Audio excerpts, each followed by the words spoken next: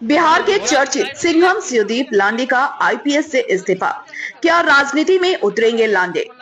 बिहार के चर्चित आईपीएस अधिकारी शिवदीप वामन राय लांडे, जिन्हें सिंघम के नाम से जाना जाता है, ने भारतीय पुलिस सेवा से इस्तीफा दे दिया है। महाराष्ट्र के मूल निवासी लांडे ने बिहार को अपनी कर्म भूमि मानते हुए 18 वर्षों तक पुलिस सेवा में अपनी अमूल्य भूमिका निभाई थी।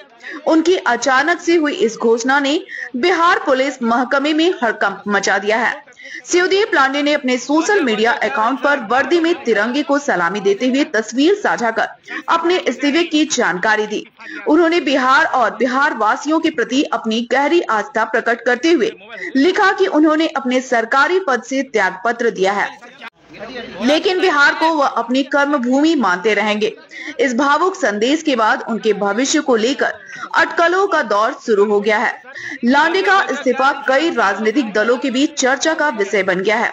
उनकी बिहार में भारी फैन फॉलोइंग है और उनके इस्तीफे के बाद यह कयास लगाए जा रहे हैं कि वह राजनीतिक में कदम रख सकते हैं।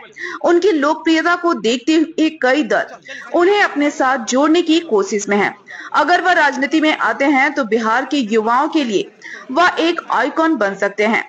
शिवदीप लांडे हाल में ही पूर्णिया के आईजी पद पर नियुक्त किए गए थे, लेकिन इससे पहले उन्हें तिरहुत जैसे बड़े क्षेत्र से स्थानांतरित किया गया था। इस पद से उनकी असहमति की बातें चर्चा में थी और सिर्फ 2 सप्ताह के बाद ही उन्होंने इस्तीफा दे दिया। उन्होंने पत्रकारों से बात करते हुए अपने निजी कारणों का हवाला देकर इस्तीफे की पुष्टि की।